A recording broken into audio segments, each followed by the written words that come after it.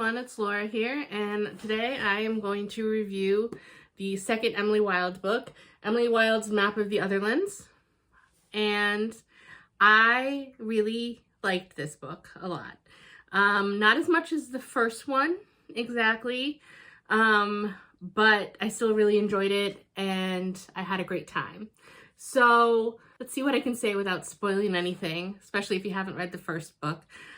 Basically, this book takes place, I want to say, it seems like it might be about a year. It's either probably like 6 months to a year after the events of the first book.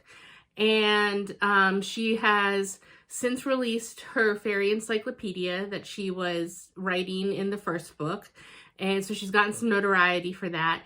And now her new venture is she wants to create a map of the other fairy realms and the doors that appear between our realm and their realm. And so she's taking steps to create that map. And in the meantime, she's helping Wendell with a project for him. And the book starts off pretty much very quickly because they're both still in their college and in Cambridge, and they're on campus and everything, and they get attacked by fairies, which is kind of unheard of. Normally they make it sound like anytime people have been attacked, it's when the people, going to, especially the professors and other, how do you pronounce it? It begins with a D, dihydrology. I forget the term they have for the academics in the field that study fairies, and the folk. It makes it seem like most of the harm that happens to them are when they're out in the field and they anger the wrong fae, and then, they go missing or they get harmed out there. So it seems like, at least in my understanding of how the book was portraying things, to have fairies come and seek these specific people out in our world, in the mortal world, is very unusual. And so they basically flee the campus to protect everyone and go on a journey that they had planned a little earlier than they had anticipated leaving. And this time, the reason I don't like this book as much as the first one has to do with some of the settings and the characters. In the first book, you get to know some of the villagers. You meet Emily first, and then Wendell comes in, and it's like, oh, Wendell's going to be one of the main characters. Okay, fine. But you meet and interact with some of especially one of the common fae that Emily befriends. And then certain townspeople, you have moments with them and Emily, and you kind of get a feel for them a little bit more.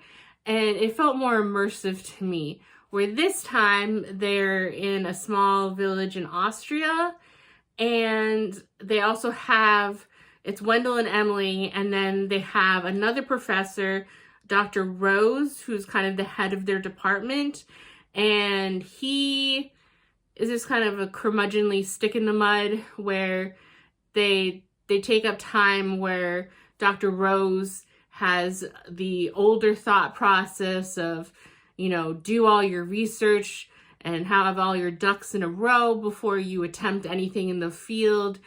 And Emily is more of a go with your gut instinct type of researcher, and she has hunches, and they've always paid off for her in the past, and so they butt heads in their methodology.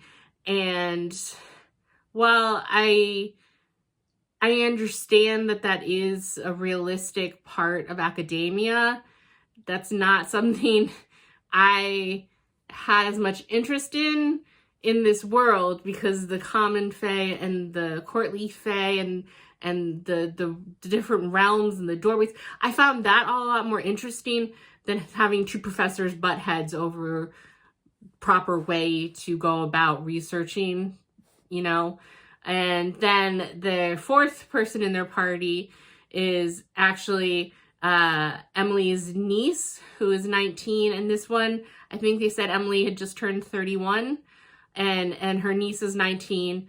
And at that point you learn that she has a brother who's 12 years older than her, and they've never really gotten along, but her niece felt inspired by Emily.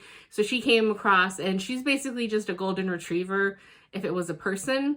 She's very eager to help, never-ending energy, wants to learn everything, has all of the appropriate gasps when things happen or fairies appear or, you know, that type of thing. But other than that, I didn't feel a lot of her personality come through, and it almost makes me wish that it was just Emily and Wendell again. And because we had these extra people in Emily's party, I also felt like I didn't get as immersed in the actual village this time, because they mentioned some of the villagers and everything, but you don't get to know their personalities. I mean, the place they're staying, the cottage or cabin or whatever, is owned by a woman, and she has, I think they said, 3 daughters, but even Emily has a hard time telling them apart. They're just kind of treated as interchangeable people. So it didn't feel as if I knew the town and the town folk as much in this one. But that being said, the actual fairy shenanigans and the actual plot with regard to, you know, mapping out areas around the town in Austria and their interaction with fairy, the common fae and the folks, and what happens, and the idea of a nexus, of a doorway that could take you to more than one realm, and everything. I found it fascinating, and I really had a fun time. So even despite my criticisms of you didn't need to have the extra people in Emily's party, and I wish I knew more about the town folk, I still really, really enjoyed this book, and I'm super excited for the 3rd one to come out in February. Yes, I've already pre-ordered it. So overall, I will give this book a 4.5 in my rating, and I am super excited that I remembered that this is ready and waiting on my shelf. So that's my thoughts on this book, and I will see you in the next one. Bye.